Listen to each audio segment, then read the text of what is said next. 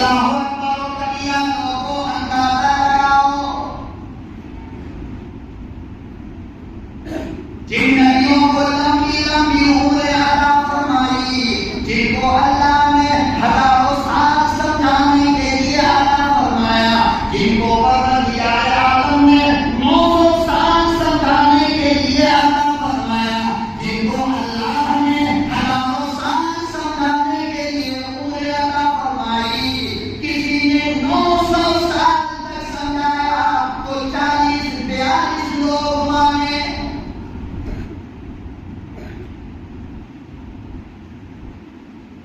किसी ने 800 साल तक समझाया, 50-60-70 लोग मान कर दिया है।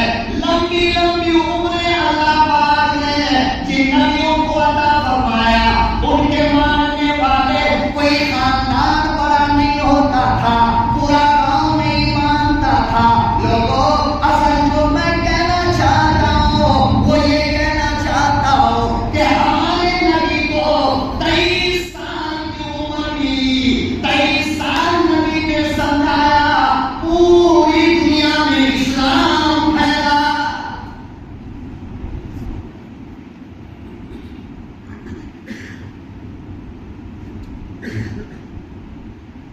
हजार साल समझाने वाले सैयदना नूह अलैहिस्सलाम को देखो, 20 पर 3 32 40 इतने लोगों ने माना। मेरे नबी ने 23 साल समझाया, मक्के का नक्शा बदल गया, मदीने के हालात बदल गए, पूरी दुनिया तक इस्लाम पहुंचा।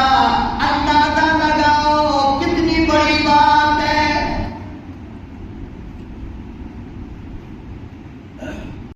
ونستعينه ونستغفره ونؤمن به ونتوكل أرسله بالحق بشيرا ونذيرا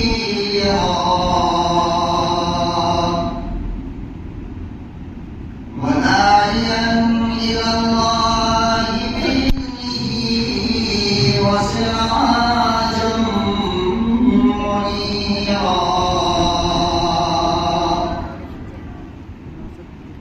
أما بعد فأعوذ بالله السميع العليم من الشيطان الرجيم.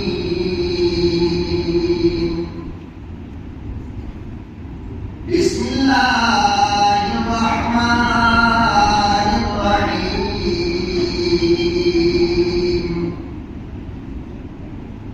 إنك لعلى خلق عظيم.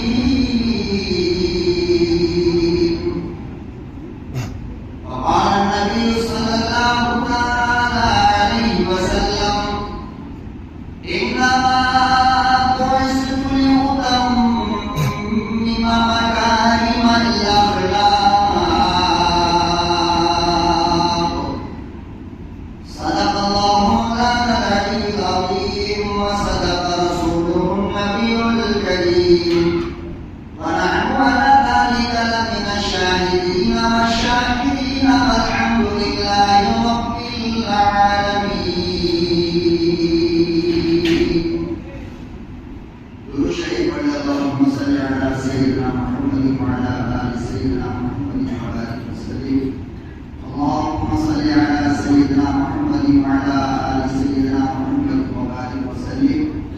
اللهم صل على سيدنا محمد وعلى آل سيدنا محمد وبارك وسلم.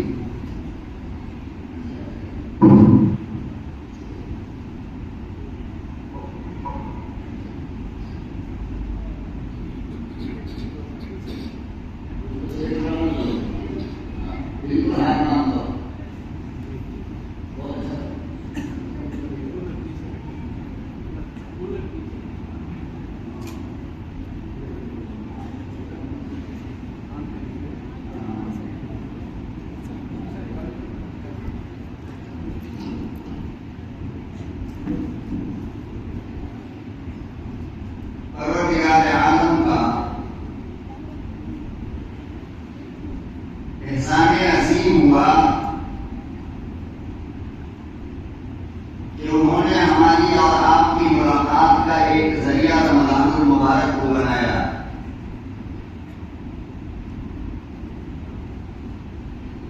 और ये इस मस्जिद के इमाम व खतीब जनाब हजरत मौलाना हाफिज शफीक अहमद साहब बरकातुहू और इस मस्जिद के मुतवल्ली जनाब भाई मुस्तफा साहब और इस महल्ले के नौजवानों का मैं दिल की गहराइयों से शुक्रिया अदा करता हूँ कि जमाना गुजरने के बाद भी आपकी मोहब्बत पुरानी न हुई। अल्लाह ताला इस मोहब्बत को मौत तक सलामत रखे। आज माशाअल्लाह मस्जिद को देखकर भी बहुत ज्यादा खुशी हो रही है कि हमारा जो मजमा है वो हमारी आंखों के सामने दिख रहा।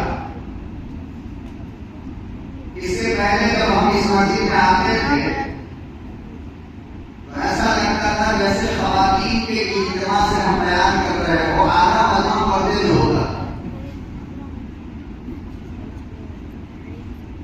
इसके एक एक ईंट में, इसके घरों दीवार में जिसका 1 रुपया लगा है, अल्लाह इसकी बरकत से इसके बदले उसे जन्नत अता फरमाए, और जिसके लाखों लगे हैं अल्लाह उनको भी जन्नत अता फरमाए।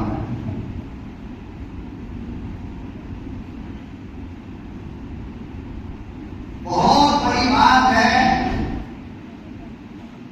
अल्लाह रब्बुल आलमीन के घर के लिए अपनी कुर्बानी पेश करना, चाहे वो जान की कुर्बानी हो या माल की कुर्बानी। हम जमीन से कह रहे थे कि भाई मस्जिद के अंदर प्रोग्राम होता है, मुबारक में इतनी भीड़ होती है और गर्मी इतनी ज्यादा होती है, ना हम भी घर के बात कर पाते हैं, ना लोग सुकून से सुन पाते हैं। तो शहीद ने कहा कि मौलाना मस्जिद की हालत बिल्कुल बदल गई। वाकई में आज जो मैंने देखा तो बिल्कुल इतना सुकून हासिल हो रहा है कि खुली हुई मस्जिद इस तरह की होनी चाहिए, आप हज़रात ने बनाया है और इसके अंदर बहुत बड़ी कुर्बानी है। यकीनन ये हो सकता है कि आपने पैसा दिया होगा, लेकिन ये दिमाग किसका है और इसके लिए रात दिन जिसने अपनी नींद को खत्म किया है, आप यकीन जाने कुर्बानी उसकी सबसे बड़ी होगी।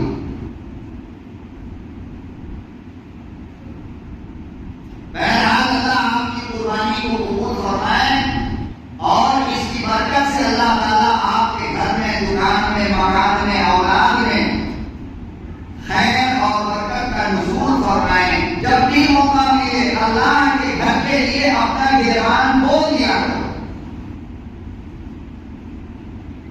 इसलिए कि जनाब रसूलुल्लाह सल्लल्लाहु अलैहि वसल्लम ने इरशाद फरमाया कि इंसान अपनी जान पर जो खर्च करता है वो उसका माल नहीं है, बल्कि इंसान जो अल्लाह के नाम पर खर्च करता है हकीकत में माल उसका वही होता है। चाहे आपको 1 रुपया फकीर को दो वो आपका माल है, और 1 रुपये का चॉकलेट आपने खा लिया वो आपका माल नहीं। क्यों? इसलिए कि जो आपने खाया वो गंदगी बन करके निकल गया, लेकिन जो आपने 1 रुपया अल्लाह के लिए खर्च किया है, अल्लाह पाक फरमाते हैं मेरे बंदो मैंने तुम्हारे अकाउंट के अंदर इसको जमा कर दिया और जब मरोगे तो हजारों गुना सूद के साथ वापस करो। फिर तुम मुझे कहोगे काश कि हमने वो दे दिया।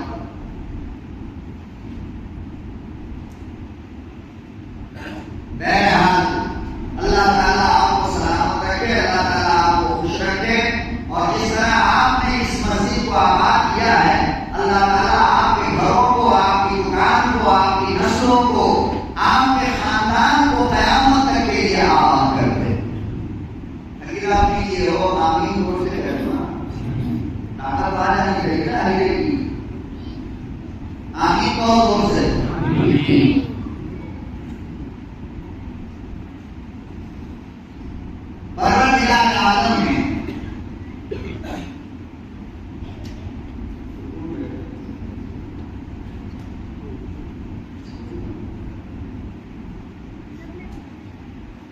परवरदिगार आलम ने इस दुनिया के अंदर इंसान को इंसान बनाने के लिए, इंसान को अल्लाह का तारुफ कराने के लिए, इंसान को जहन्नम के रास्ते से बचाकर दीन के रास्ते पर, जन्नत के रास्ते पर चलाने के लिए 1,24,000 अंबिया को भेजा। कितने? 1,24,000। ये सिलसिला शुरू हुआ हज़रत आदम अलैहिस्सलाम से। किससे? हज़रत आदम अलैहिस्सलाम से। और खत्म कहाँ हुआ? जनाब रसूलुल्लाह सल्लल्लाहु अलैहि वसल्लम का। अल्लाह को समझाने के लिए, अल्लाह की जान बताने के लिए और बहैसियत इंसान के, इंसान की जिंदगी का गुजारना किस तरीके का होना चाहिए, ये बताने के लिए इस दुनिया में 1,24,000 अंबिया।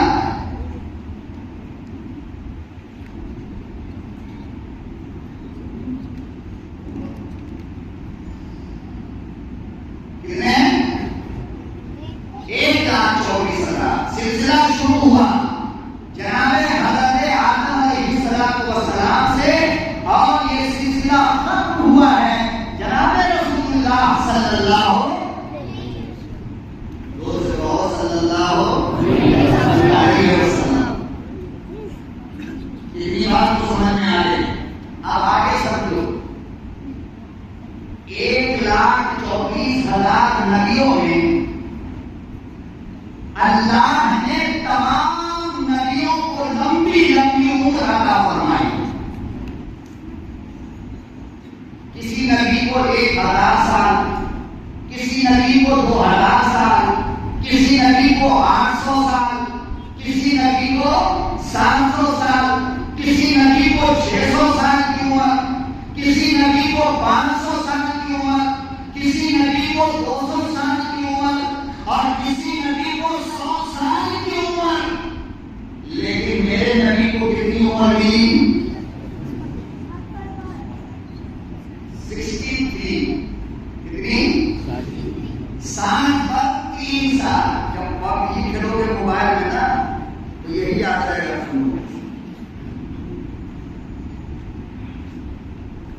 जब बेटा के हाथ में मोबाइल दोगे तो नबी की उम्र का पता इससे क्या चलेगा?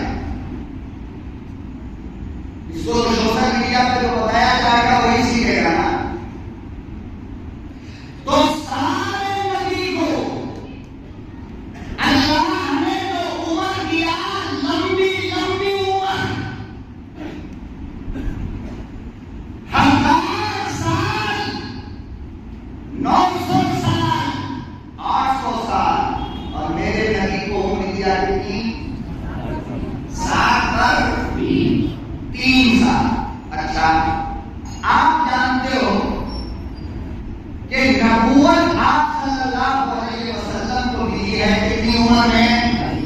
40 साल की उम्र में। 60 पर 3 में से 40 निकाल तो बचा कितना?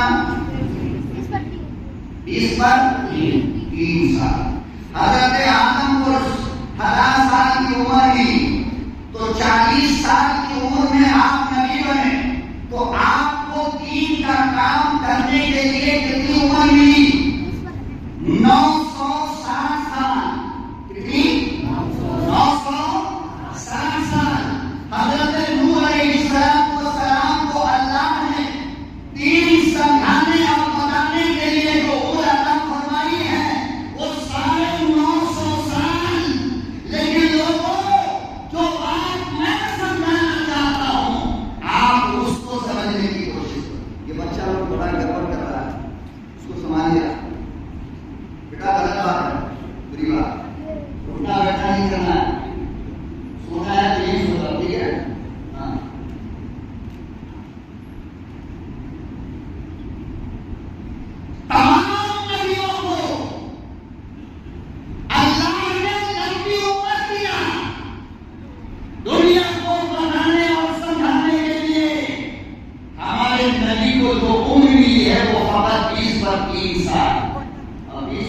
30 साल लंबी उम्र होती है।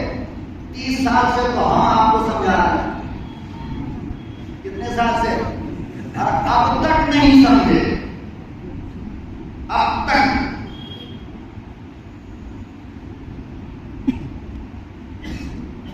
अल्लाह अकबर कबिरा को अंदाजा लगाओ, जिन नबियों को लंबी लंबी उम्र अता फरमाई, जिनको अल्लाह ने हजारों साल समझाने के लिए अता फरमाया, जिनको बदल आलम ने 900 साल समझाने के लिए अता फरमाया, जिनको अल्लाह ने हजारों साल समझाने के लिए उम्र अता फरमाई। किसी ने 900 साल तक समझाया तो 40-42 लोग माने।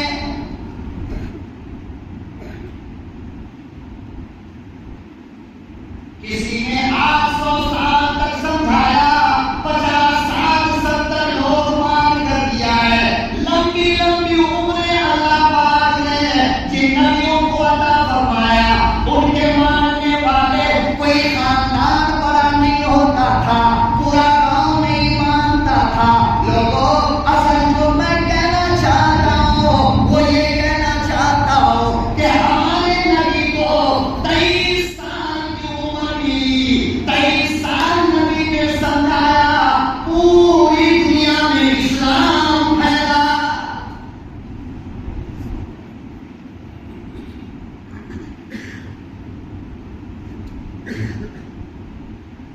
हजार साल समझाने वाले सैयदना नूह अलैहिस्सलाम वस्सलाम को देखो, 20, 25, 32, 40 इतने लोगों ने माना। मेरे नबी ने 23 साल समझाया, मक्के का नक्शा बदल गया, मदीने के हालात बदल गए, पूरी दुनिया तक इस्लाम पहुंचा। अंदाजा लगाओ कितनी बड़ी बात है।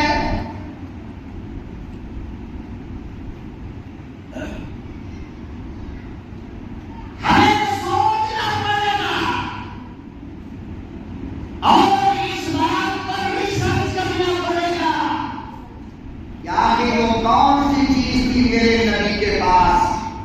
क्या नींबू खिला खिला कर मंगाया मेरे नबी ने, जादू करके मंगाया मेरे नबी ने, कौन की लालच लेकर मंगाया, औरत की लालच लेकर मंगाया, अरे पैसा बांट कर किसी को मरवाया, तो फिर सोचते समझते क्यों नहीं, हम कोशिश क्यों नहीं करते हो। क्या कि वो कौन सी चीज थी जो मेरे पैगंबर के पास के 23 साल समझाया तो पूरी दुनिया में इस्लाम है। और जिस वक्त मेरा नबी दुनिया से जा रहा था तो मक्का से चलने वाला कुरान हिंदुपुर के गांव में भी मौजूद था।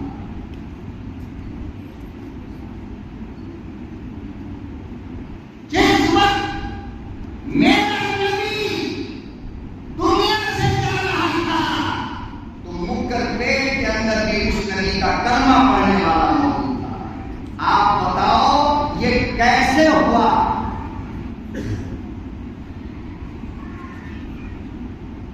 अरे 30 साल और 40 साल और 50 साल हो गए, बीवी को समझाते समझाते, बच्चों को समझाते समझाते, बेटियों को समझाते समझाते, बहू को समझाते समझाते, एक घर की पूरी फैमिली ना समझ पाई। और मेरे नबी ने ये क्या किया जो 23 साल में पूरी दुनिया को समझ में बात आ गई।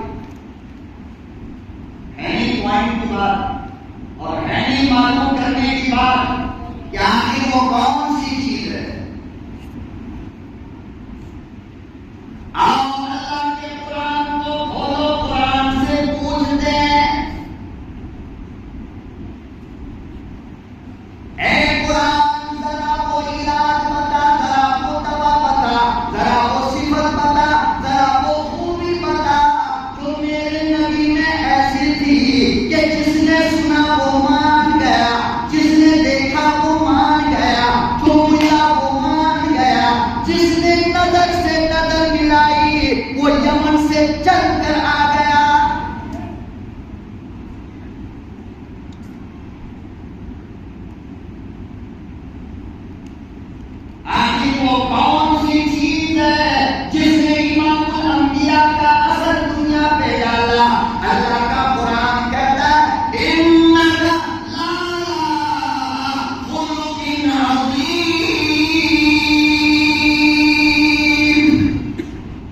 पावर कोई न था, दौलत न थी, माल-ओ-दर न था, हुकूमत न थी, कानून हमारे नबी का बनाया न था, जमींदार न थे, दारोगार पुलिस के मनसब पर देना नबी नहीं था, कोई बहुत बड़ा इंजीनियर, डॉक्टर और जज नहीं था। इसके बावजूद दुनिया क्यों आपकी दीवानी हुई? क्यों दुनिया ने मान लिया? अरे जिसने देखा वो ही माना और जिसने ना देखा वो भी माना।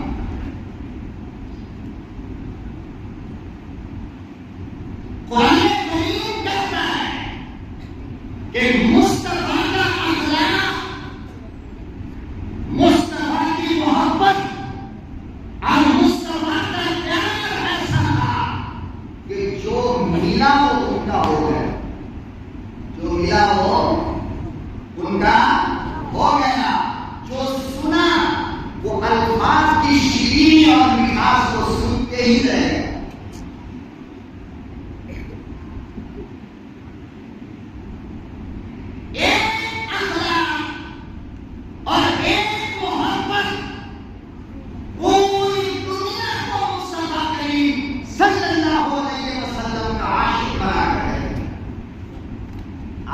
यही चीज हमारे पास मौजूद है कि हमारे अखलाक इतना गिर गया कि जिस इमाम के पीछे हम नमाज पढ़ रहे हैं उसी इमाम की शिकायत गली और होटलों में बैठकर करते हैं। बताओ इससे गंदा अखलाक और क्या हो?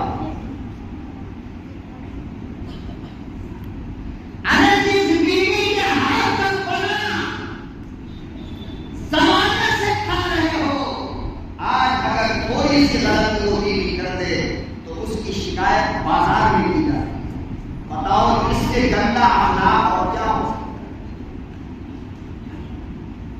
है हमारे पास कुछ भी नहीं, जेब खाली, झोला खाली, किराए के मकान में रहते हैं, मगर इस छोटे से शहर की यह हालत है कि हर बंदा हर एक के पीछे पड़ा हुआ है, टांग खींच लेती।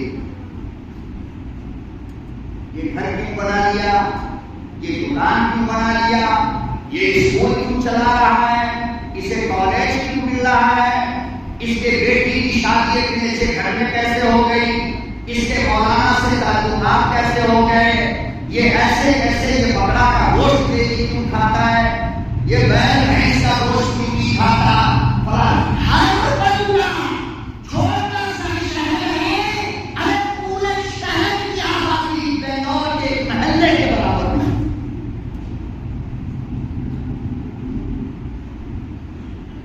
लेकिन हालत क्या है कि कोई एक दूसरे को देखना पसंद नहीं करता है, कोई एक दूसरे की तरक्की को मौलाना देखना पसंद नहीं करता।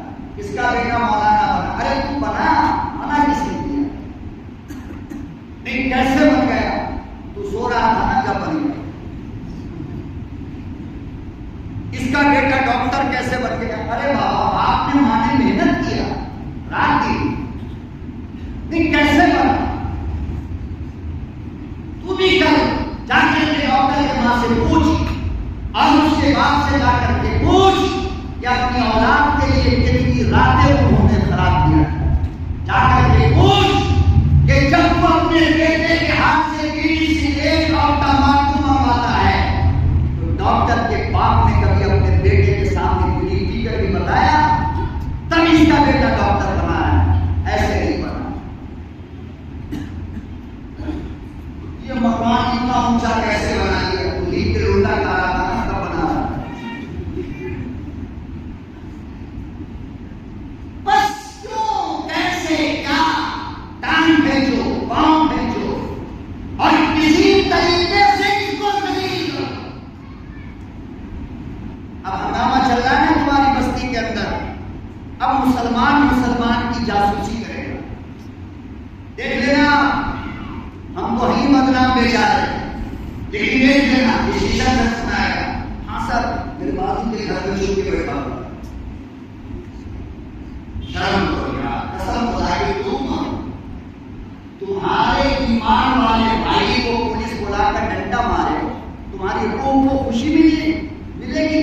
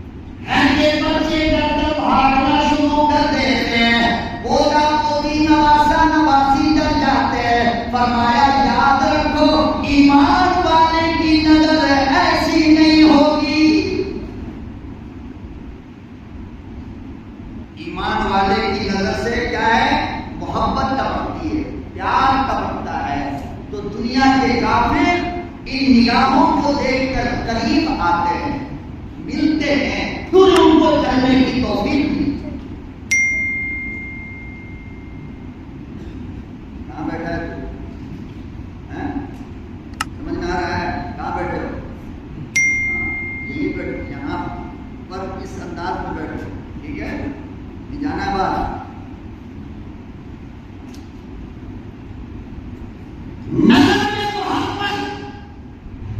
ज़बान की सख्ती को हटाओ, अपनी ज़बान में लगाम दो और अपनी ज़बान में मिठास पैदा करो। बात समझ रहे हो नहीं? वरना यही ज़बान जूते भी खिलाएगा और यही ज़बान रसूलुल्लाह भी खिला देगा। मस्जिद में बैठकर माँ बहन की गाली, कब्रिस्तान में खड़ा होकर माँ बहन की गाली, तौबा तौबा, लानत है ऐसे लोग, लानत। अरे कब्रिस्तान में तुम्हें अगर मौत याद नहीं आई तो कहाँ आएगा? बोलो, सिनेमा हॉल में या शराब की दुकान पे अल्लाह याद आएगा?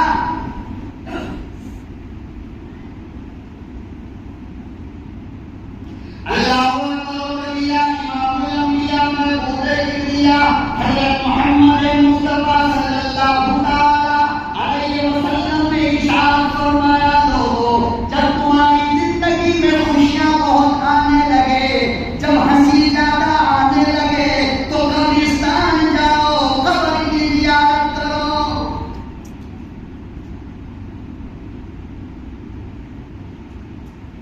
कब्र को देखोगे, मौत याद आएगी, तो फिर आपकी बदमाशी खत्म हो जाएगी। क्या पता था कि लोग कब्रिस्तान में जाकर बदमाशी करेंगे, गुंडागर्दी करेंगे।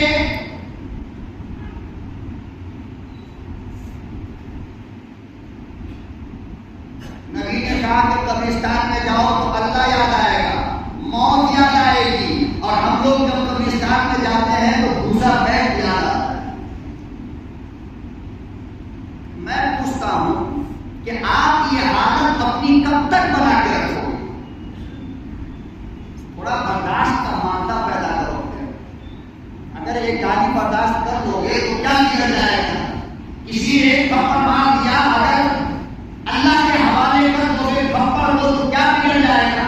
लेकिन नहीं, हमारी तो हालत ये आ गई कि कुरान ने कहा कि कोई एक दांत तोड़े तो एक दांत तोड़, हम कहते नहीं, कुरान में जरा तब्दीली पैदा करो, कोई एक मारेगा तो हम चार मारें।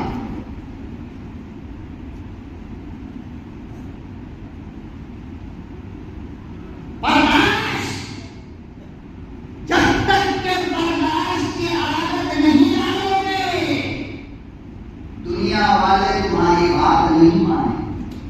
दुकान में बैठे हो,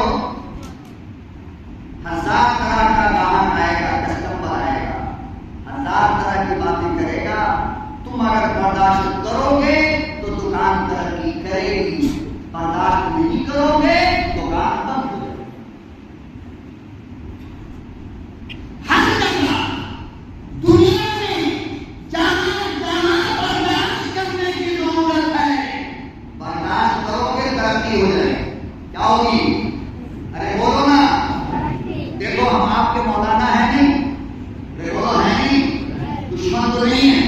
जब यहाँ थे तब थे, अब तो नहीं ना, अब तो मेहमान है हम। अब तो हम लोग बोलेंगे वो सुनना पड़ेगा। नबी ने फरमाया कि मेहमान को बुलाने से पहले उसका लिहाज किया करो, उसका ख्याल किया करो। तो आपको करना पड़ेगा मेरा ख्याल, करोगे ना? तो देखो, हम मौलाना हैं, अल्लाह ने आलिम बनाया, पूरे हिंदुस्तान का सफर करता हूं, लेकिन जब हम बेंगलोर में अपनी दुकान में बैठते हैं तो आने वाले कस्टमर को ये पता है कि ये कौन आदमी है। बोलो, तो जूता चप्पल की दुकान है हमारी शहर बेंगलोर के अंदर। कभी कभी ऐसा होता है रोजे की हालत में और ठीक इफ्तारी से पहले ग्राहक आता है, कहता हूं कि इफ्तार के बाद आओ, कहता है कि हमें जल्दी है। आप यकीन जानो, एक जूता एक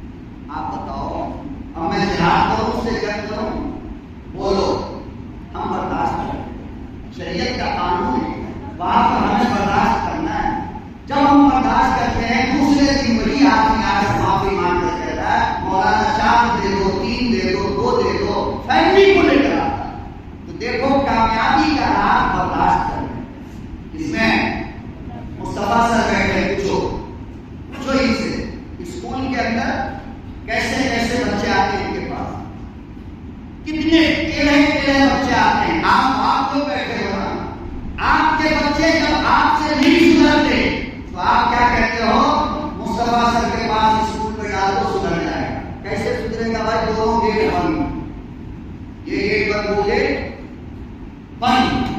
हम अपने से 3-4 बच्चों को सबसे पहले तालीम का आगाज इनके स्कूल में किया। सबसे पहले ये हमारा बड़ा बच्चा, बीच वाला, छोटा वाला, बेटी, हर कोई। आप यकीन जानो, मैं अपनी बच्ची जब बिल्कुल 2.5-3 साल की थी, शायद इससे ज्यादा नहीं, तो ऐसे पकड़ के 2-2 आदमी से स्कूल लेके आते और सिर्फ कहते कि सर गेट खुलवाओ, गेट खुलता और बच्ची को अंदर धकेल देता और हम निकल जाते। अब बताओ, वहां से लेकर शाम के 4 बजे तक उसे कौन बर्दाश्त करता है? बोलते क्यों नहीं? शर्म नहीं क्या? या आपका जितने लोग बैठे हो सबका बच्चा नबी अलैहिस्सलाम के खानदान से शरीफ है? सुबह के 8 से लेकर शाम के 4 बजे तक जब हमारी छोटी सी बच्ची और छोटे से बच्चों का पेशाब, पखाना, नाक की गंदगी, सब कुछ ये बर्दाश्त करते हैं, इनकी बीवी, इनके टीचर्स, इनके बच्चे बर्दाश्त करते हैं, तब मुस्तफा का स्कूल तरक्की करेगा। अगर ये कह दे मौलाना मेरे हाथ से नहीं होगा, आपके बच्चों को संभालना, तो बताओ स्कूल चलेगा? तो देखो, बर्दाश्त करता है आदमी को बनता नहीं करता। हम मदरसा पढ़ाने के लिए बैठे, एक बच्चे को याद नहीं है और हम डंडा उठा करके ठोकना शुरू करते, वो बाप बाप चिल्लाता रहे, बताओ सही ये बच्चा पढ़ेगा? तो उस्ताद को बर्दाश्त करना नहीं करना। हाफिज शफीक साहब यहाँ पे खड़े होकर के तरावी पढ़ा रहे, नमाज पढ़ा रहे, जब ये बेचारे बाहर जाते हैं इनको सुनने को मिलता है, मेरे पीछे तरावी पढ़ने वाले, नमाज पढ़ने वाले ने ये कहा, ये कहा, ये कहा, ये कहा, ये कहा। अगर ये आदमी हदीस से लड़ता रहे तो इमामत रहेगी? तो बताओ, इमाम को बर्दाश्त करना नहीं करना? जब करता है तब 30-32 साल से एक मस्जिद के अंदर मैं समझता हूँ इमाम बने नहीं बने। तो मेरे मोहतरम दोस्तों, मेरे नबी के अंदर जो सबसे बड़ा हाई पावरफुल ताकत थी ना, वो 2 थी। एक तो आप बर्दाश्त हो सकते, दूसरी बात क्या है कि आप अखलाक वाले हो। क्या थे? अखलाक वाले बोलते। मौलाना इस्माइल मिर्की ने उर्दू के कायदे के अंदर एक मशहूर वाकया लिखा है कि एक मरतबा एक यहूदी ने, उर्दू की दूसरी या तीसरी में मुझे याद नहीं, मेरे हाथ उसी में, कि एक यहूदी ने आपको मारने का प्लान बनाया। क्या बनाया? जब आप मदीने में थे तो प्रोग्राम बनाया। किस चीज का? आपको प्रोग्राम बना तो नहीं मारने का। जो प्रोग्राम बनाता है किसी को मारने का, हाथ बढ़ा दो बनाता है, देखा आज का बच्चा प्रोग्राम बना रहा है, हमारे किसको मारेगा? आपको। तो आप लोग मारने का प्रोग्राम बनाते नहीं हो ना? बोलो, बनाते हो? नहीं। अगर मारने का प्रोग्राम आपने नहीं बनाया तो कब्रिस्तान में ये मारपीट हुआ कैसे? बोलो। इंदौर तक बदनामी हो रही है वहां, पूरे सोशल मीडिया पर। अल्लाह की कसम, कल से मैं अपनी मस्जिद की कमेटी को जवाब नहीं दे पा रहा हूं। मेरी मस्जिद के सदर ने कहा कि मौलाना आप तो 15 साल से तालीम करते करते थक नहीं रहे हो कि हिंदूपुर तबलीग का मरकज है, हिंदूपुर इतना अच्छा है, हिंदूपुर ऐसा है, हिंदूपुर वैसा है। क्या है? देखिए कब्रिस्तान में पुलिस को मारा गया, देखिए लोग वीडियो पता नहीं किसने बना करके डाल दिया। कितनी शर्म की बात है यार। अफसोस, न तुमने बाजार छोड़ा जिससे पाया बाजार में लड़ ली, न तुमने मकान छोड़ा बीवी से मकान में लड़ लिया। अरे कब्रिस्तान को तो छोड़ो, वहां भी नहीं छोड़ोगे।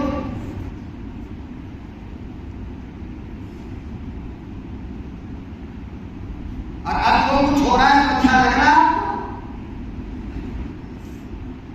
पूरे हिंदुस्तान में सोशल मीडिया के रास्ते हिंदूपुर अनंतपुर डिस्ट्रिक्ट का एक गांव, मीडिया में क्या बात चल रही है? मुसलमानों ने पुलिस को मारा। मुसलमानों ने मतलब समझते हो कि पूरे हिंदू को ये मुसलमानों ने ऐसा किया है। अल्लाह अकबर, कितनी बदनामी होती।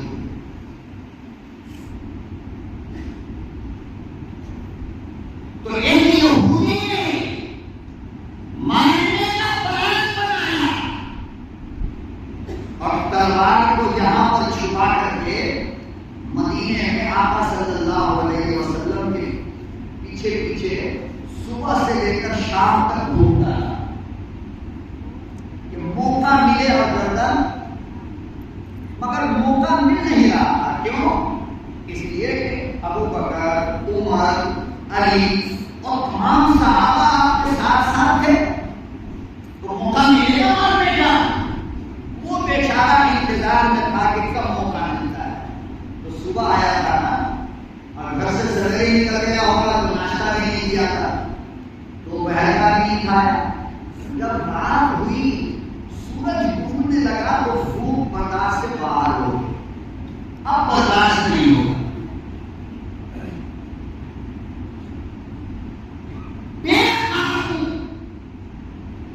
जब बर्दाश्त नहीं हुआ तो सोचने लगा कि यार खाना मिलेगा कहाँ?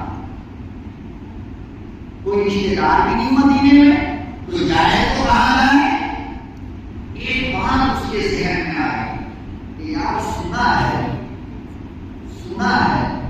कि मुसलमानों का नबी भूखे को खाना खिलाता है, मुसलमानों का नबी प्यासे को पानी पिलाता है, मुसलमानों का नबी नंगे को कपड़ा पहनाता है, और यही तालीम है मुसलमानों के तरफ। आप लोगों को ये तालीम याद है अपने नबी का? तो बोलो ना, याद है? नंगे को कपड़ा पहनाना ये किसकी तालीम है? बोलो किसकी तालीम है? प्यासे को पानी पिलाना किसकी तालीम है? भूखे को खाना खिलाना ये किसकी तालीम है?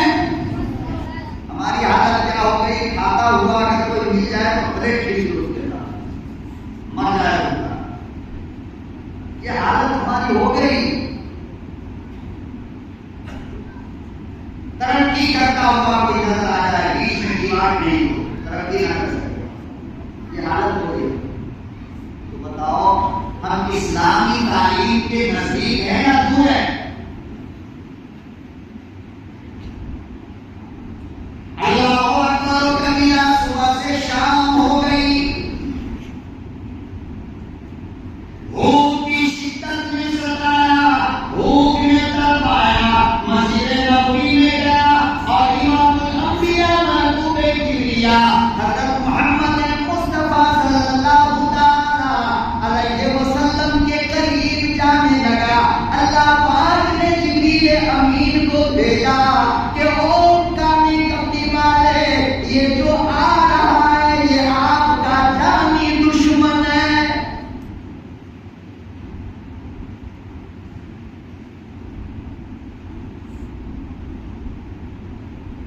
मुसलमानों अंदाजा लगाओ, अगर आज तुम्हें हमें पता चल जाए इसने मेरी शिकायत की है, ये मुझे मारना चाहता है, तो हमारी हालत क्या होती है?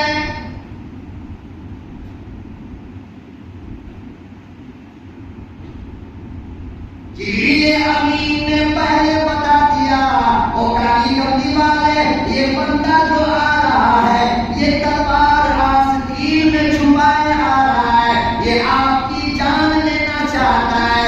अल्लाह अकबर। जनाबे रसूलुल्लाह सल्लल्लाहु अलैहि वसल्लम खामोश हो गए। वही बंदा आया,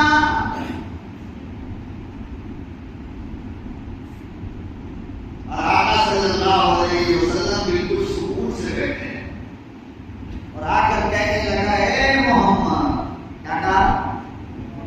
बोलो ना, क्या कहा?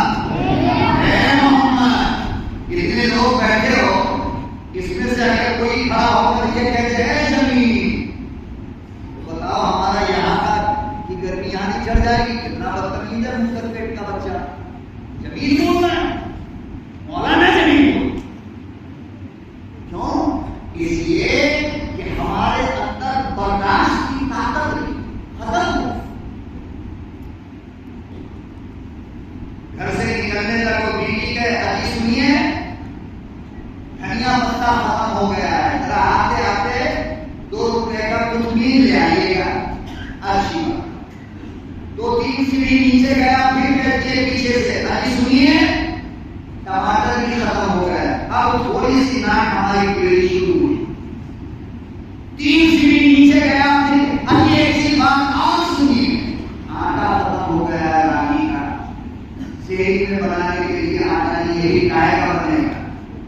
अब वो कहता है कि उल्लू की बच्चा जो बोल रहा है ये बात बोल दे, क्या ये बात का तमाशा लगा रखा है देखो।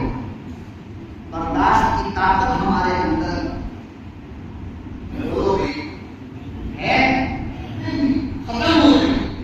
और बर्दाश्त की ताकत जब खत्म हो जाए तो समझो कि इंसान मर गया, वो जिंदा नहीं, वो दिखता है कि जिंदा है मगर जिंदा रहता नहीं, मर जाता।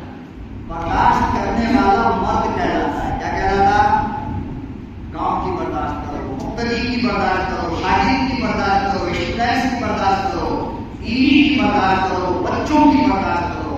जितना ज्यादा वो बर्दाश्त करेगा उतना बड़ा मर्द कहलाएगा। क्या कहलाएगा? मगर हमारा आस्तीन तो कभी नीचे आता ही नहीं, हम इतने बड़े मर्द।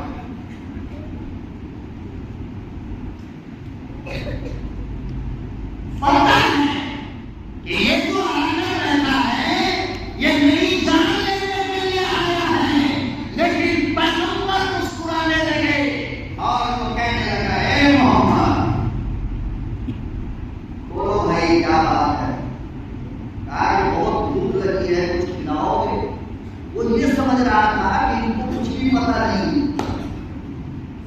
कहने लगे हाँ क्यों नहीं। अंदर गए, जनाब फातिमा ज़हरा से कहा कि फातिमा बेटी, एक मेरा मेहमान आया है, उसके लिए दस्तरखान बिछाओ और खाना तैयार करो, खाना तैयार करो। या रसूल अल्लाह, अब्बा जान खाना तो बना हुआ है मगर सिर्फ 3 आदमी का बना है। कितने का? मेरा, हसन का, हुसैन का, और चौथे किसी का नहीं। बेटी दस्तरखान बिछाओ। हाँ अब्बा बिछाती हूँ। और खातून जन्नत के हाथ का बना खाना और निस्बत हो पैगंबर से, मुस्तफा करीम सल्लल्लाहु अलैहि वसल्लम से, जिसके थूक का ये हाथ, थूक का हिस्सा के कुएं में 1450 साल पहले अपना थूक डाला, तो आज भी उस कुएं का पानी मदीने के अंदर मीठा है। आज तो जब खाने की किस्मत खातून जन्नत से हो और बनाने वाली मोहम्मद अरबी सल्लल्लाहु अलैहि वसल्लम की बेटी हो और घर मुस्तफा करीम सल्लल्लाहु अलैहि वसल्लम का हो और हलाल का पैसा हो, कैसा कैसा पैसा हो। हम तो कहते हैं ना मौलाना आजकल मजा नहीं आ रहा है, कबाब में मजा नहीं, बिरयानी में मजा नहीं, मटन चिकन में मजा नहीं, किसी चीज में मजा नहीं। मजा आएगा, पहले अपनी कमाई को ठीक से चेक करो, हलाल का है या हराम का है। हलाल का होगा रिश्वत खेलने वाले और आदत चलाने वाले और पसीना गिराकर कुली का काम करने वाला हलाल पैसे से जब खाना बनाता है, खुदा की कसम उसके घर की दाल रोटी खा करके देखो, तुम्हारे घर के मूर्ख मुसल्लम से अच्छा लगे। इसलिए कि हलाल की रोटी में अल्लाह लज्जत पैदा करता है, मजा पैदा करता है।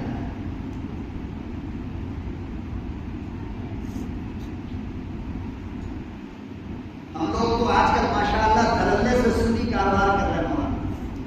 अब तो सुन्नी कारोबार तकरीबन जायज ही हो गया होगा मेरे ख्याल से।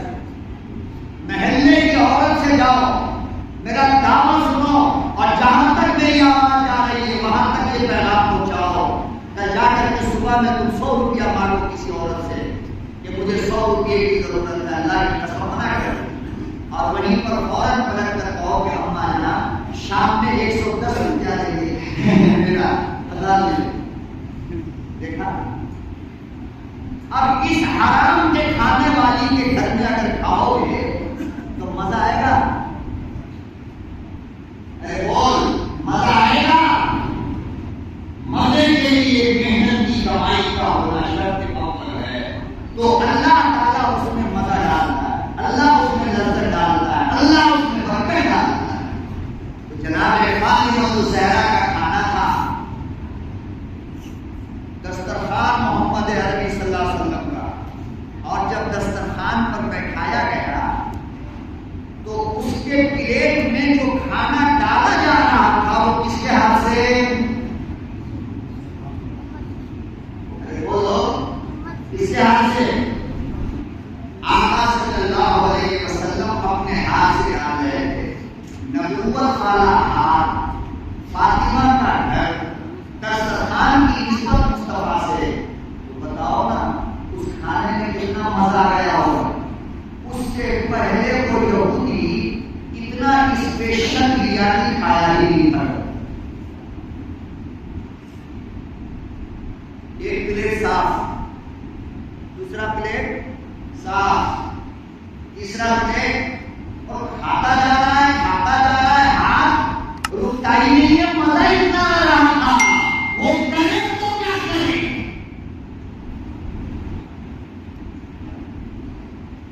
हमारे घर में अगर मेहमान आ जाए और एक कोल्ड ड्रिंक के बाद दूसरी कोल्ड ड्रिंक मांग ले कि भाई ठंडा और दे दो, तो आहिस्ते से कहेगा कमीना होता क्या है। दो चार चिकनी चिकनी बकरे का टांग फूटी, उसके टुकड़े अगर एक बार में डाल दे दस्तरखान के चावल पे, तो मेजबान कभी ऐसे देखेगा, कभी ऐसे देखेगा। उसकी बीवी दूर से खड़ी होकर देखेगी, मेहमान को बुलाया कि जानवर को बुला लिया, ऐसा कौन तो खाता।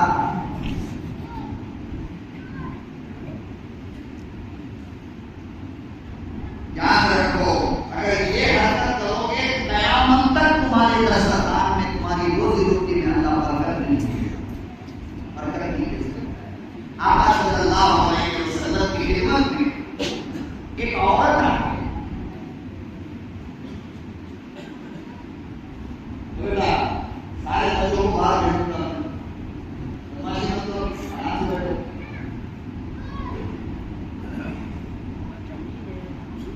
आका सल्लल्लाहु अलैहि वसल्लम की खिदमत में एक औरत आ गई। औरत आई और पर्दे के पीछे खड़ी होकर कहने लगी, या रसूल अल्लाह, शौहर से मेरी एक शिकायत है और वो शिकायत लेकर के आपकी खिदमत में आई हूं। क्या शिकायत? कहा कि देखिए ना, हर दिन रात में जब ये बाजार से आते हैं तो अपने साथ हर दिन 2-3 मेहमान को ले आते हैं। किसको ले आते हैं? 2-3।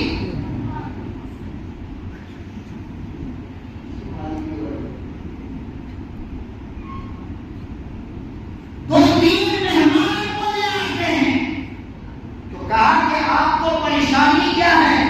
कहा, या रसूल अल्लाह, रब्बे काबा की कसम, मुझे कोई परेशानी नहीं। परेशानी बस ये है कि ये बगैर बोले हुए लाते हैं और मेरे घर में खाना बना नहीं होता है। अगर ये बोल कर आए तो मुझे कोई तकलीफ नहीं। अल्लाह के नबी सल्लल्लाहु अलैहि वसल्लम ने फरमाया, एक काम करो, आप चली जाओ, कल आप अपने शौहर को भेज देना। दूसरे दिन उसका शौहर आया, कहा तुम ऐसा करते हो? कहा, या रसूल अल्लाह। फरमाया, ऐसा मत किया करो और अपनी बीवी से जाकर के कहो कि कल आमना का दूर यतीम मोहम्मद सल्लल्लाहु अलैहि वसल्लम तुम्हारे मेहमान बनने वाले हैं। अब जो ये जाकर के कहा कि कल हमारे घर आका सल्लल्लाहु अलैहि वसल्लम मेहमान बनेंगे, तो खुशी की हद हो गई। दोनों मियां बीवी मिलकर ये बना रहे हैं, वो बना रहे हैं, घर साफ कर रहे हैं, बिस्तर साफ कर रहे हैं, खुशबू डाल रहे हैं, मेरे घर नबी आ रहे हैं, मेरे घर नबी आ रहे हैं, मेरे घर नबी आ रहे हैं। आका सल्लल्लाहु अलैहि वसल्लम ने फरमाया कि देखो, जब मैं खाना खाकर जाने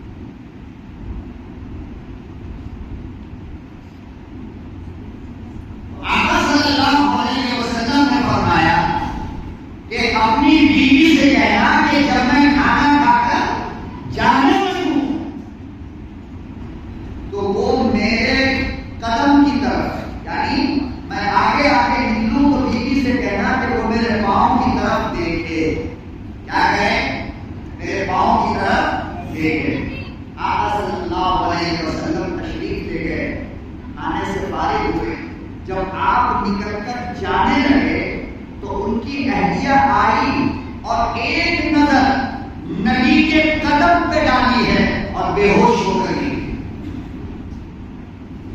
क्या हुई? बेहोश होकर अल्लाह अकबर कबीरा होश आया। इमामुल अंबिया महबूबे किबरिया हज़रत मोहम्मद मुस्तफा सल्लल्लाहु अलैहि वसल्लम ने पूछा, क्या बात हुई? क्यों गिरी? क्यों बेहोश हो गई?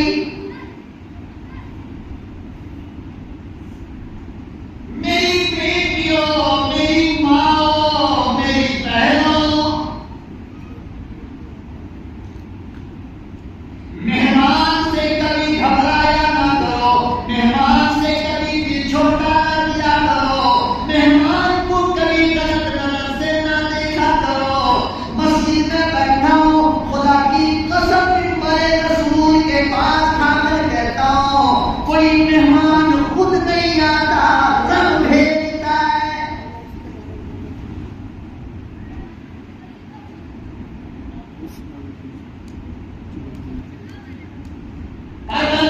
आलम से भेजता है और इमामुल अंबिया महबूबे किबरिया हज़रत मोहम्मद मुस्तफा सल्लल्लाहु अलैहि वसल्लम ने इरशाद फरमाया, लोगों, मेहमान बाद में आता है, उसके मुकद्दर का रिज़्क़ अल्लाह पहले भेजता है।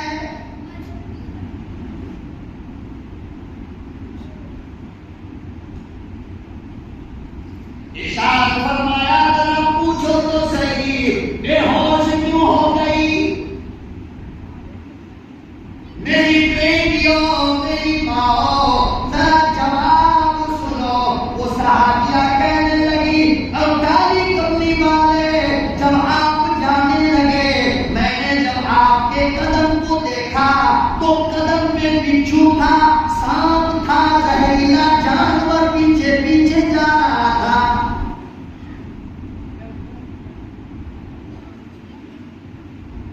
घर में जिन्नात आ गया, 50,000 रुपया देकर बंदिश कराएगा। कितना? और घर के हर कोने में नींबू लगेगा और हरा हरा कपड़ा में नारियल। दुकान में नारियल, मकान में नारियल, तेरी खोपड़ी में भी नारियल।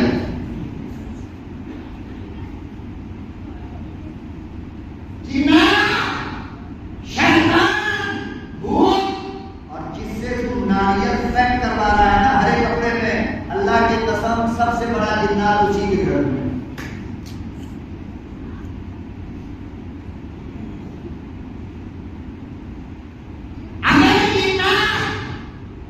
शैतान, खबीस, इन तमाम चीजों को भगाना चाहते हो तो बस एक काम करो। क्या करो?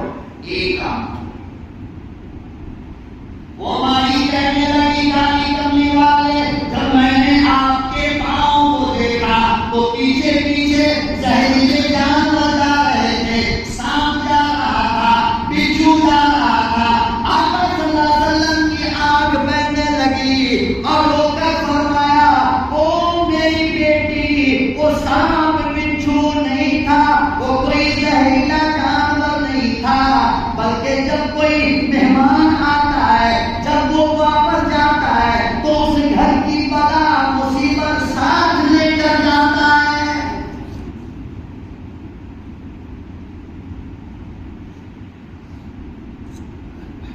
तो 50,000 की बंदिश की जरूरत क्या है?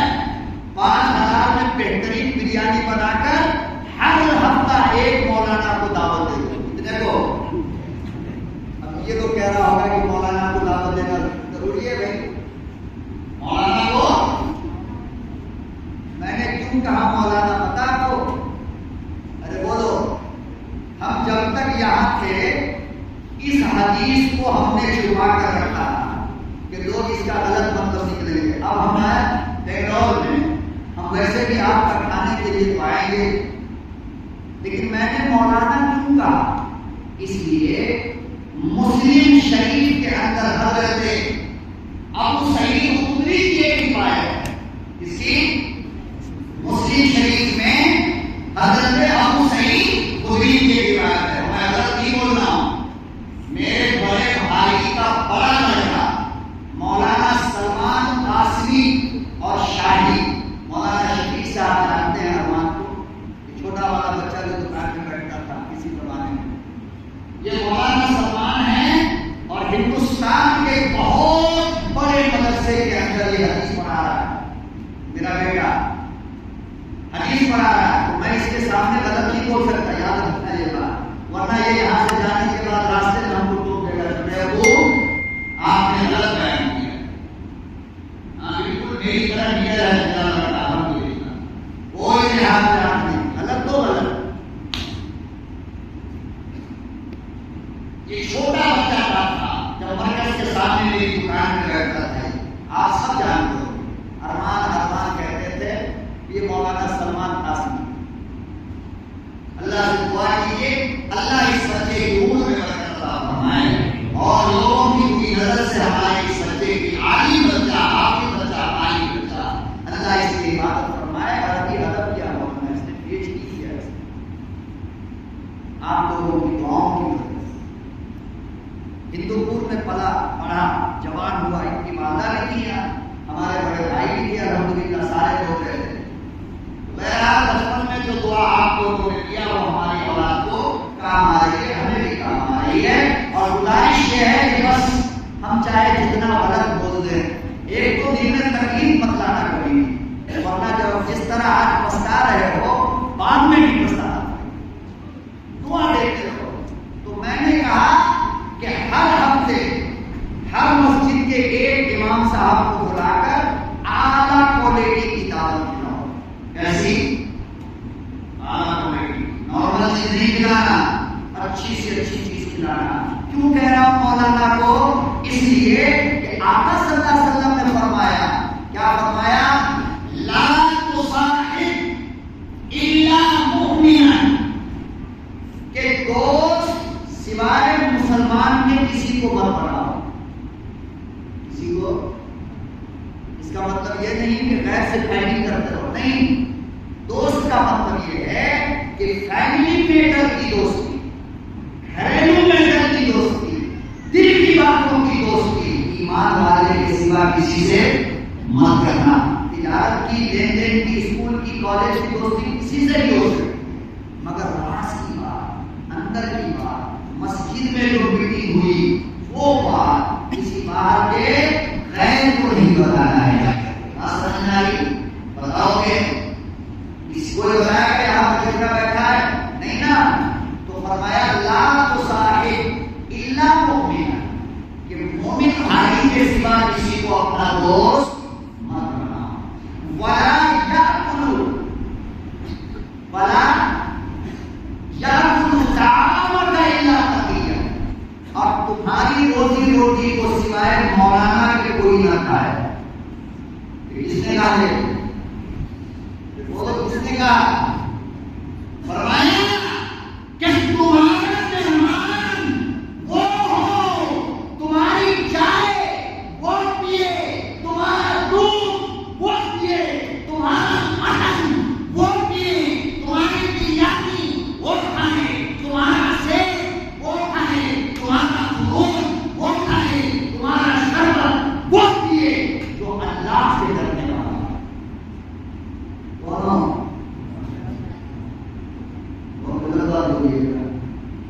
कौन खाए? जो अल्लाह से डरने वाला हो। वजह क्या है इसकी? वजह क्या है? वजह ये है कि नेक आदमी खाएगा। समझो 2 खजूर तुमने खिलाया, कितना? 2 खजूर, एक खजूर में 5 ग्लूकोज बॉटल दिखा, कितनी? बोलो ना, कितनी? इसीलिए हम जब तक हिंदूपुर में थे हम कहते रहे कि बाबू शहरी में खजूर खाया करो, छाछ की मिर्ची बंद करो, गोश्त मसाला बंद करो, 2 खजूर। हमारी पूरी फैमिली अल्हम्दुलिल्लाह, जो मेरे बाबा ने आदत डलवाया शहरी में सर 2 खजूर की, वो आज 12 साल की उम्र से अल्हम्दुलिल्लाह जो 8 साल 9 साल की उम्र से रोजा रखता है वो भी शरीर में उठाओ तो भी खाना नहीं खाता, 2 खजूर ही खाता। तो एक खजूर में 5 बॉटल ग्लूकोज की ताकत है। आपने किसी अल्लाह वाले को 2 खजूर खिला दिया तो कुछ तो ताकत आएगी ना। तो फरमाया कि देखो अब उस ताकत से जो वो 2 रकात नमाज पढ़ेगा तो इस नमाज का सवाब तुमको भी इसको बोलो, इस नमाज का सवाब तुमको भी मिलेगा। तो देखो अब बताओ कि तुम अपना माल किसको खिलाओगे। अब वही माल तुमने चोर को खिला दिया, यार आज चलेंगे मंदी खाने गए, मौलाना चोर साहब को मंदी खिला दिया और चोर साहब वहां से आए और किसी के घर में जाकर के चोरी कर लिया। तो नबी ने फरमाया तेरी बिरयानी की ताकत उसमें आई थी, लिहाजा उसकी चोरी में तेरा भी नाम आए। अब बताओ दावत किसकी करोगे आज के बाद? नहीं बोलो, अरे किसकी दावत करोगे आज के बाद? कुछ तो है, मौलवी साहब की कर दो, मौलाना की कर दो, या आम लोगों में जो नेक हैं अल्लाह वाले हैं इनकी दावत करो। मगर लुच्चा लहता 420 गुंडागर्दी करने वाला, मारहती गाली देने वाला, झूठ बोलने वाला, ऐसे बेहुदे लोगों की दावत कभी भी मत करना। चाहे तुम हाजी की दाल बनाओ और सादा चावल खिलाओ, लेकिन नेक लोगों को खिलाओ। किसको?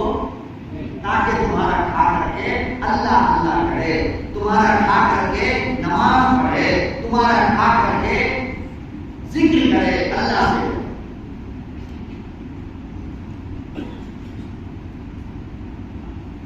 तो आका सल्लल्लाहु अलैहि वसल्लम की खिदमत में वो जो यहूदी आया दबा के खाया, नबी के दस्तरखान पर नबी निकाल कर दे रहे हैं, तो मजा तो आएगा ना। पेट का इतना खाया, इतना खाया, इतना खाया, बात चली थी बर्दाश्त के ऊपर।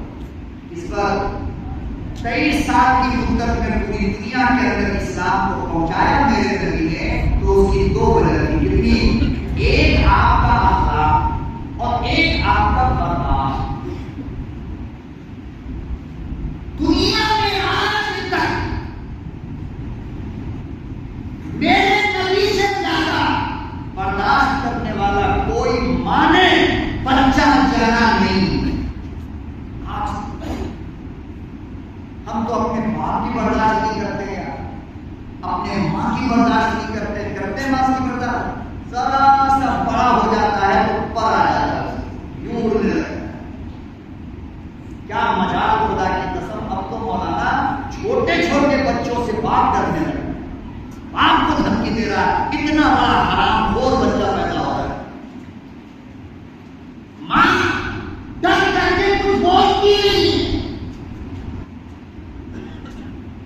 और फिर जुम्मा के दिन पहुंचेगा हाफिज शफीक साहब के पास, पर्ची लेकर के, मौलाना जरा दुआ कर दीजिए, मौलाना जमील से मिला, मौलाना दुआ कर दीजिएगा, खतीब को जुम्मे के दिन कहना दुआ कीजिए, इमाम को तरावी में कह रहा है दुआ कीजिए, दुकान चले, तिजारत तरक्की करे, मौलाना से कह रहा मुसाफा करेगा, अस्सलाम वालेकुम मौलाना, वो भी खाली हाथ भी। ये रिवायत है यार, है आपकी रिवायत, आपको दुआ है। और खाली हाथ मुसाफा करेगा, कहेगा दुआ कर, तो कह रहे तेरा तरस खाना है।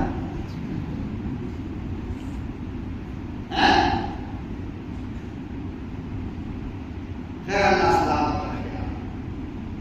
तो आप देखो मौलाना से, खतीब से, सारी दुनिया से कहते हो दुआ कर दीजिए, मदद करने के साथ, और अपने इल्म की बदौलत जितना हमने पढ़ा है, आज तक दुनिया में कोई एक रिवायत, एक हदीस की सही मौजूद रिवायत की ऐसी नहीं मिलती जिसमें अल्लाह ने इस बात की गारंटी दी हो कि मौलाना की दुआ तेरे हम में कबूल होगी। कोई हदीस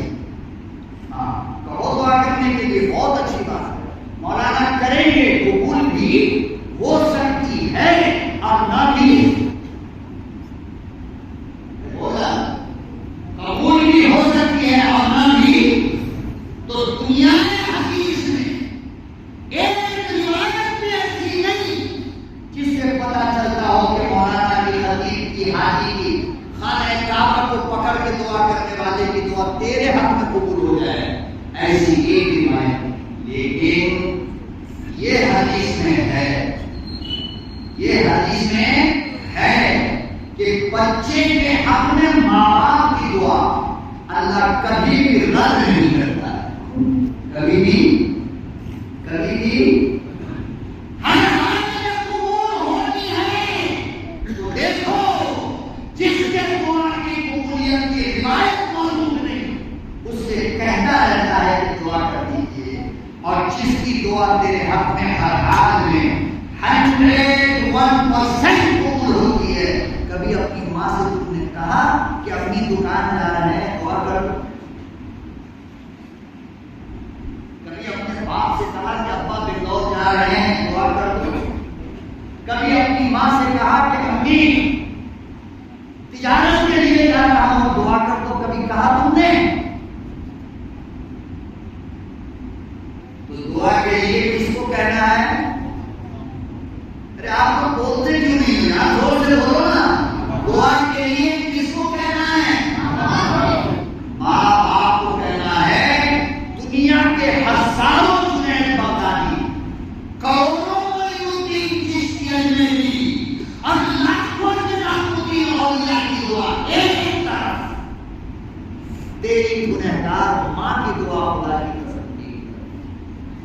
मौलाना जमील को कोई दर्द तेरा नहीं है जो आंसू गिराकर हम तेरे लिए दुआ करें, लेकिन रब काबा की कसम, माँ की शान में चाहे जितनी बड़ी लंबी सुन्नत ले, जब सर को झुकाकर अपनी माँ से कहता है मम्मी दुआ कर दो, खुदा की कसम तेरी सारी गलती को भूल कर वो रो देती है अल्लाह। ये मत देख कि तेरा बाप शराबी है या जुआरी है, बस इतना देख कि तेरा बाप है। कौन है? बोल इस बाप को। इसकी दुआ में जो असर है वो जमीन की दुआ में तेरे लिए असर नहीं, इसलिए उसकी गारंटी है कबूलियत की, हमारी गारंटी अल्लाह ने नहीं। अल्लाह कबिया अल्लाह इब्न सीरीन के वालिद का इंतजार हुआ।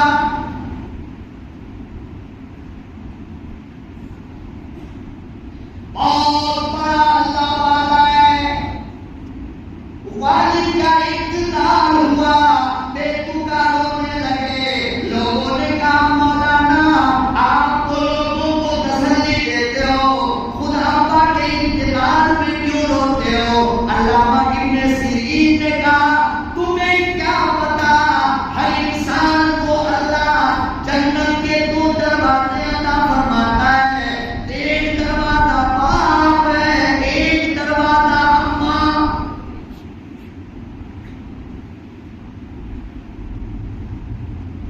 बोलो तुम्हें क्या पता, आज मेरा एक जन्नत का दरवाजा बंद हो गया।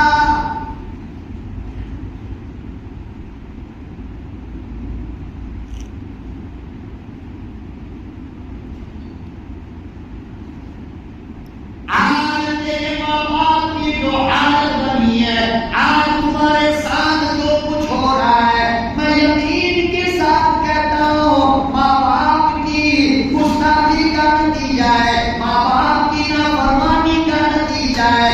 माँ बाप को रुलाते हो, अल्लाह तुम्हें जलील करता है।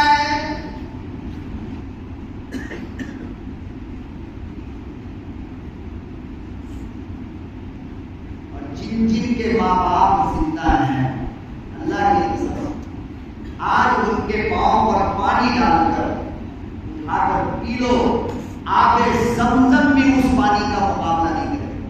याद रखो, ये जमीन की ज़बान कहती है, लिख लो इस बात।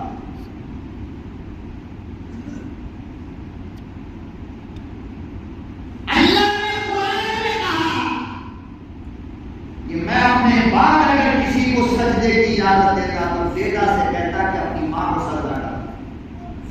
और तुम जानते हो शमसुद्दीन अल-तमश की कब्र को चूमना हराम है। क्या है? निजामुद्दीन की औलिया की कब्र को छूना क्या है? हराम है। ख्वाजा कुतुबुद्दीन बख्तियारी काकी की कब्र को छूना हराम है। और दुनिया को छोड़ मोहम्मद अरबी सल्लल्लाहु अलैहि वसल्लम की कब्र को छूना भी सवाब है, हराम है, नाजायज। अबू बकर उमर की कब्र को छूना हराम है। अब आप लोग कह रहे होंगे कि बाबा फजलुद्दीन की कब्र को छूना तो हलाल है ना?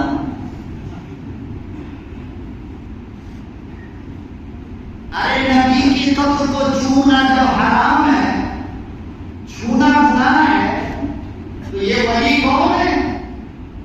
क्या मुकाम इनका?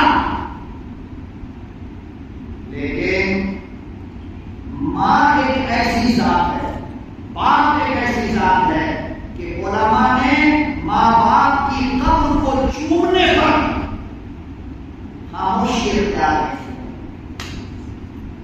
दुनिया की किसी किताब के अंदर यह नहीं लिखा है कि मां की कब्र को पोसा देना गुनाह है। दुनिया की किसी किताब के अंदर यह नहीं लिखा है कि मां की कब्र को हाथ लगाना गुनाह है। आप अंदाजा लगाओ कि जिंदगी में मां का क्या मकाम था और मरने के बाद भी अल्लाह ने मां के वफा को और उसकी अजमत को, उसके अदब को, उसके इकराम को जिंदा और सलाम रखा।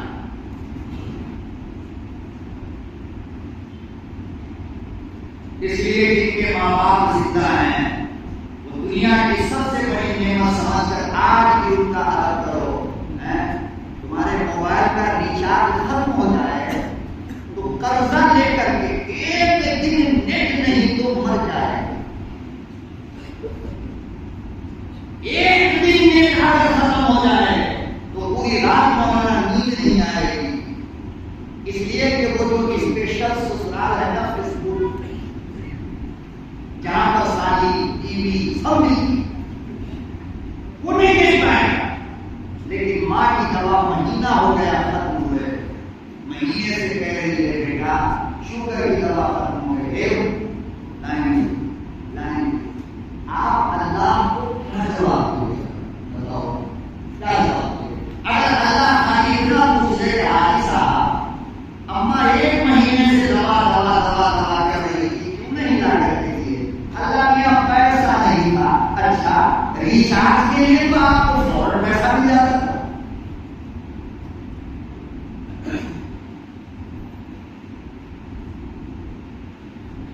वहां पैसा नहीं और यहां पैसा।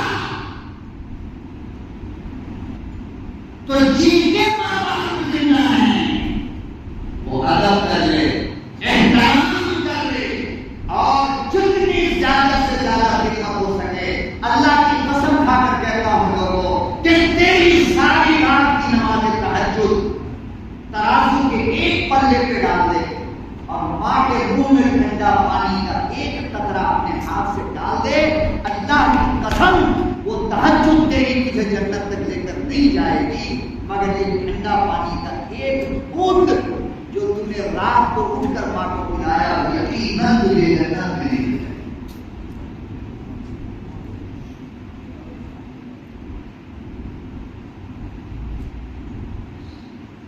सारी जिंदगी तस्बीह हिलाते रहो, तस्बीह हिलाते रहो, अल्लाह वाले की सोहबत में बैठे रहो।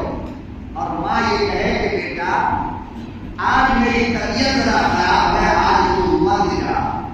तुम ये कहो कि नहीं अम्मी आज तो मजलिस का दिन है, आज तो जिक्र की महफिल का दिन है, आज तो हम जाएंगे ही जाएंगे।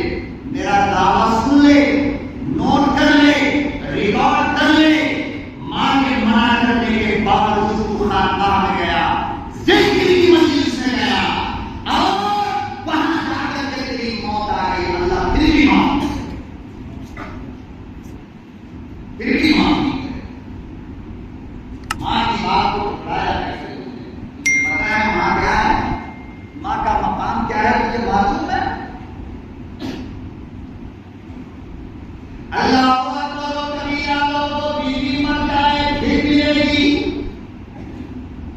औलाद मर जाए फिर मिल जाएगा, दुकान में रुक जाए फिर बन जाएगी,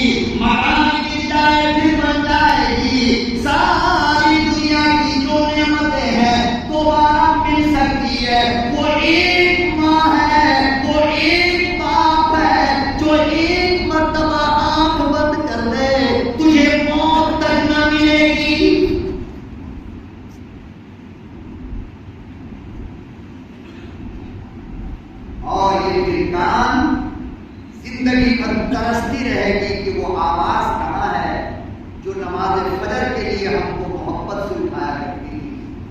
वो आंख कहाँ है जो हम बाजार से आते तो हमारा चेहरा देख लेती थी कि मेरे बेटे को आज कोई परेशानी को देखी। याद रखना, बीवी हमेशा जेब को देखती, बीवी हमेशा जब भी बाहर से आओगे तो सबसे पहले उसकी नजर कहाँ जाएगी? आप लोगों की बीवी शरीफ हो, हमारी बीवी का तो यही हाल है साहब। आप लोगों की बीवी जमजम लेके खड़ी रहती होगी, आगे में खड़ी।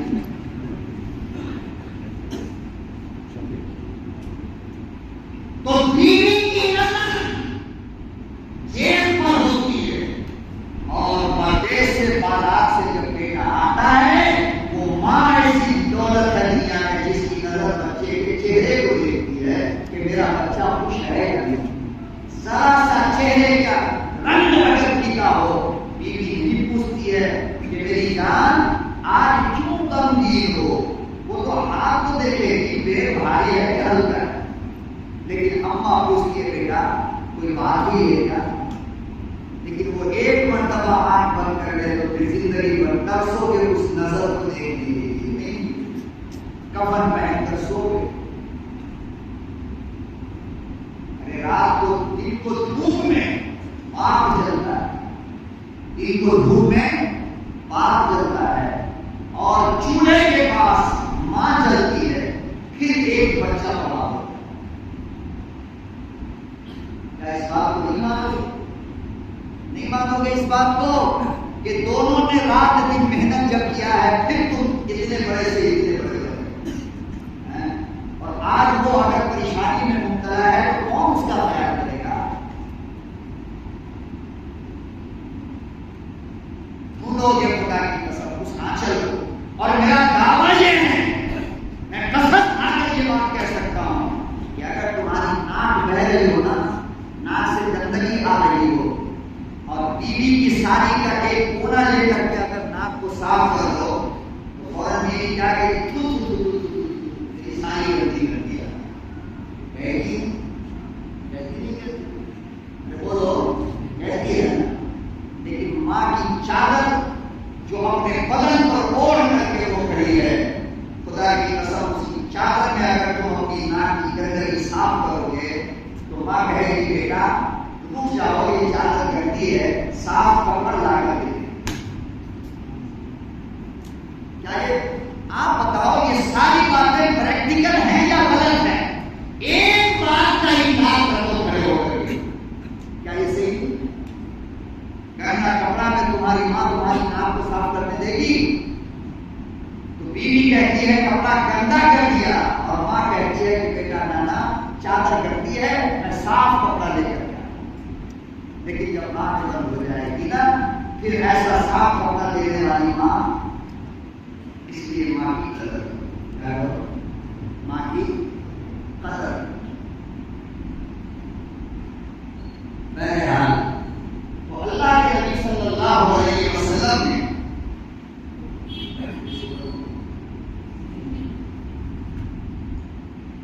जो खाना खिलाया तो मजे का और जायका और लज्जत वाला खाना कितने बजे से ही हो और लोग पचास तो देख बनवा लिया है, कौन है देख तो बनवा लिया आपको। बिरयानी तो कुछ का क्या सर, कुछ का होगा उसको कौन खाए? 2:15 हो गया। मैं हाथ में मोहतरम दोस्तों सही क्या बता देंगे? ये नहीं देखकर सही बता देंगे। ऐसे ही नहीं खाने से रोजा होता नहीं होता है? कुछ लोग कहते हैं कि रोजा नहीं होता। सही कभी तबाकर अगर नहीं खाए तो रोजा हो जाता है, लेकिन ना खाने की आदत बनाओगे तो रोजा मकरूह होगा। क्या होगा? इसलिए सही खाना क्या है? बहरहाल मेरे मोहतरम दोस्तों, एक ही चीज बाकी है, दुआ बाकी है और 2:15 होने वाला है। तो मुख्तसर करते हुए मैं अपनी बात को खत्म करूंगा इंशाअल्लाह अज़ीज़। तो देखो, पेट भर करके उस यहूदी ने जो आपका जानी दुश्मन बन करके आया था खाया। अब इतना खाया कि नींद आने लगी। अब जाए तो कहा, घर तो बहुत दूर है, तो कहने लगा कि मोहम्मद, खाना को खिला दिया, कहीं पे बिस्तर दे दे, सो जाते हैं। क्या कहा? बिस्तर दे दे, सो जाते हैं।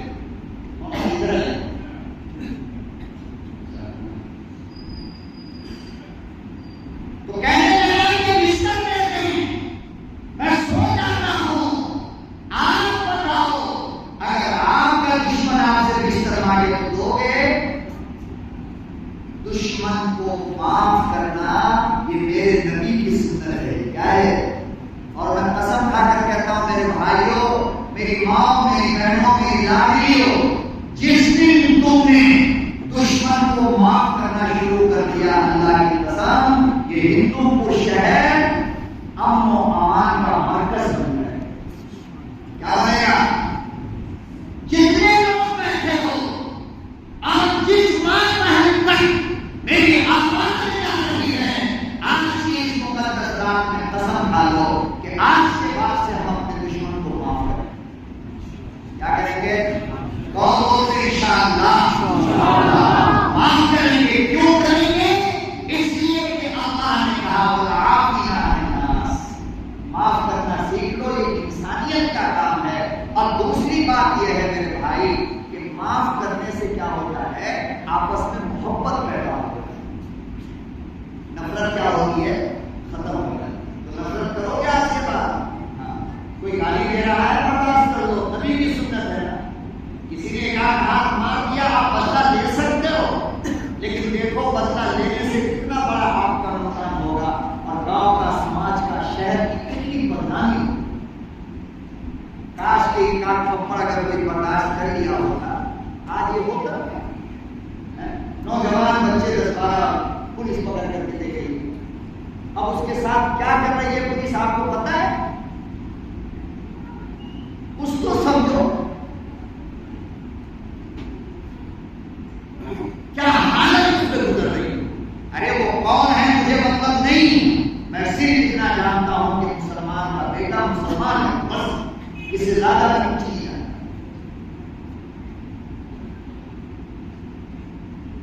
कयामत गुजर रही होगी, यहां 2 दिन के बाद ईद है। आप बताओ तो उनके माँ बाप पे क्या गुजरेगी? क्या उनके माँ बाप की ईद होगी?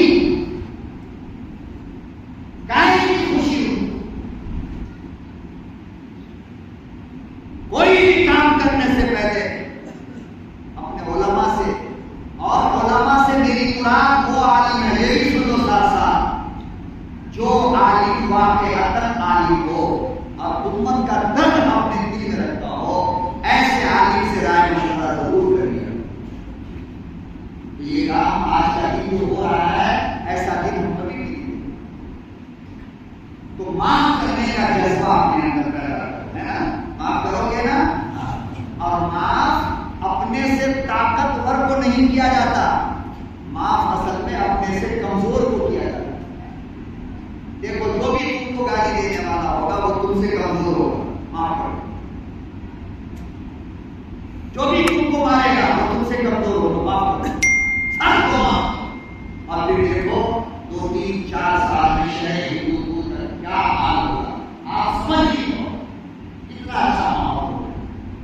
इस्लाम दुनिया में फैला ही है बर्दाश्त के रास्ते से। आका सल्लल्लाहु अलैहि वसल्लम ने, देखो यहूदी ने जब कहा कि नींद आ रही है, तो आका सल्लल्लाहु अलैहि वसल्लम ने फरमाया कि एक काम करो, मेरे उस बिस्तर पे जाकर के सो जाओ जिस बिस्तर पर जिब्रील अलैहिस्सलाम अल्लाह का कुरान लेकर।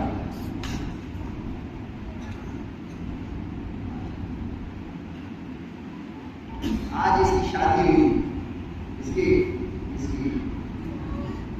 शादी हुई, आरस का कमरा सजा है, बेहतरीन क्वालिटी का बिस्तर बिछा हुआ है, एक बूढ़ा बाप उस बिस्तर पे जाकर के बैठ जाए तो बेटा की आंख टेढ़ी हो जाती है, सोफे पे जाकर के बैठ नहीं होता नहीं। आका सल्लल्लाहु अलैहि वसल्लम ने फरमाया उस यहूदी से, ये जानने के बावजूद कि जो तलवार इसके पास है वो तलवार हमें मारने के लिए आया और सुबह से ये मुझे ढूंढ रहा था, ये सब कुछ जानने के बावजूद आका सल्लल्लाहु अलैहि वसल्लम ने फरमाया नहीं, आप मेरे मेहमान हो, कमरा मेरा होगा, बिस्तर मेरा होगा।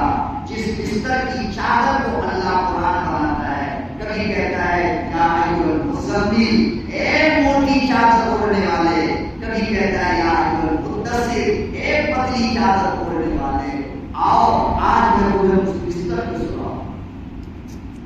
खाना नबी का, खाना बोलते क्यों नहीं, खाना नबी का, शहर मकान बिस्तर, नींद तो आएगी ना, तो सबकी आएगी ना, आएगी ना। सो गया, पूरे दिन का थका था, खर्राटा मारने लगा, वो जो नन्ना तक खाया था ना, आधी रात को जुड़ावाने लगा,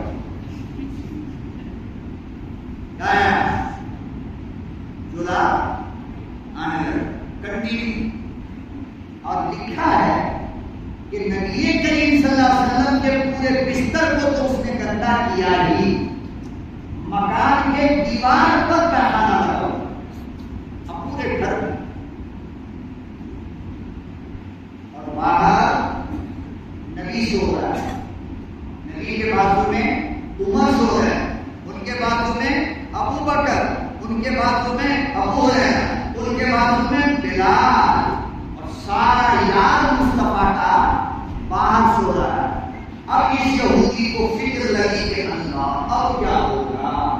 अब तो सुबह में जब लोग बिस्तर देखेंगे और कमरा देखेगा कि नबी के कमरे को, नबी के बिस्तर की यह हालत किया, तो हम तो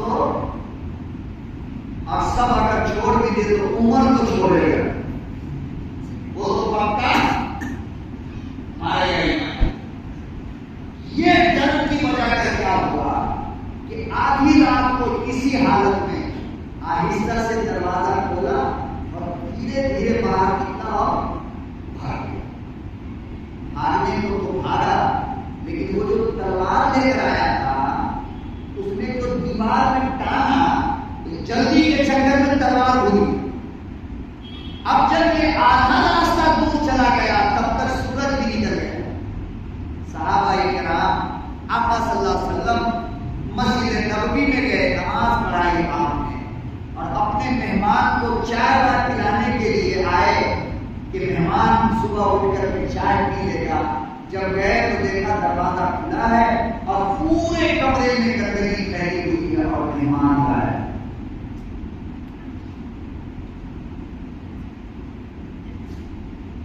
अल्लाह अकबर कबिरा लोगों, अल्लाह ने किसी को कुरान में बयान फरमाया, इन्नका लअला खुलुकिन अज़ीम।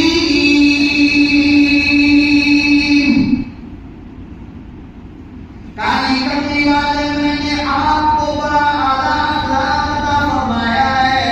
दुनिया में आज तक मैंने आपसे अच्छा अखलाक किसी को न दिया।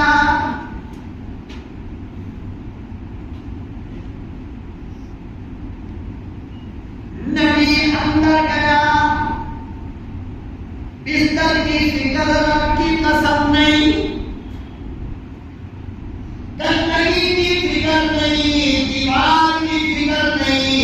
पैगंबर को फिक्र इस बात की हुई कि मुझसे डर कर चला गया, मुझसे क्यों डर गया।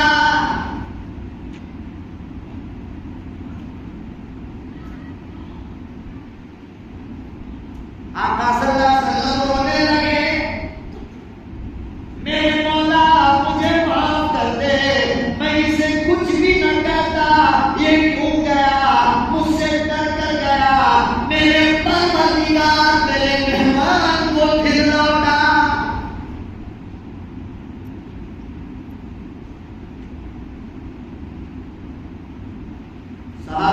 सल्लम गए, हजरत उमर दौड़े गए, या रसूल अल्लाह आप नहीं उठाएंगे बिस्तर, मैं साफ करूं। बेटी फातिमा आई, अब्बा आप छोड़ दीजिए ना, मैं साफ करूंगा।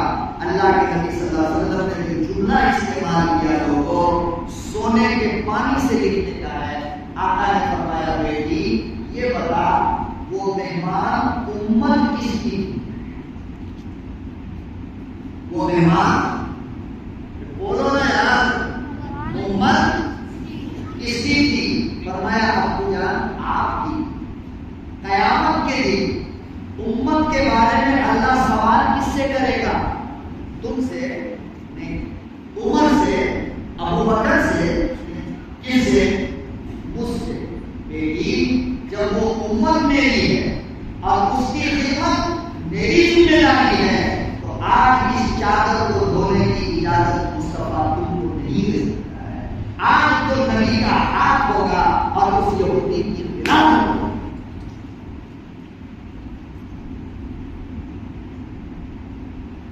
इधर आका सल्लल्लाहु अलैहि वसल्लम उस चादर को लेकर निकले, बाहर बैठकर धोने लगे। उधर से वो यहूदी अपनी तलवार के लिए वापस लौट आया। सब कुछ छोड़ दे, तलवार बड़ी कीमती होती थी, वो कैसे छोड़? अल्लाहु अकबर कबीरा। जब वो यहूदी करीब आया, चलता चलता आया, मुस्तफा के चेहरे पे नजर पड़ गई, हिलाकत को धोता हुआ देखा। वो यहूदी आपके कदमों को छू कर कहने लगा, वो काली कपड़ी वाले, गंदगी बाद में साफ होगी, पहले मेरे दिल की गंदगी साफ कर दो। अशहदु अल्ला इलाहा इल्लल्लाह।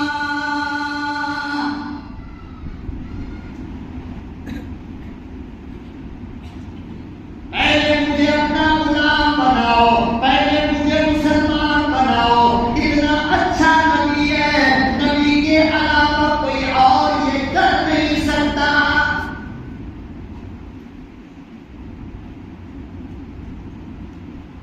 बर्दाश्त क्या? शुरू से अंदर यही समझाना चाह रहा हूं कि अपने अंदर बर्दाश्त का मात्रा पैदा करो। क्या करोगे इंशाअल्लाह। और ये इल्लत की बुनियाद पर मैं बहुत सारी चीजें जो सोच कर आया था आपकी खिदमत में पेश नहीं कर सका। अल्लाह जिंदा हयात रखा, ये मोहब्बत सलामत रही और जिंदगी में वफादारी की, तो मैं इंशाअल्लाह जरूर भी जरूर आऊंगा।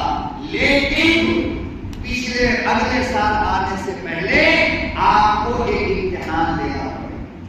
क्या देना पड़ेगा? आपको एक इम्तिहान देना पड़ेगा। वो इम्तिहान क्या है कि इस मस्जिद के ऊपर तकरीबन कितना कर्ज है हमारा? 13 लाख रुपया कर्ज है। कितना? अब देखो, अगर 1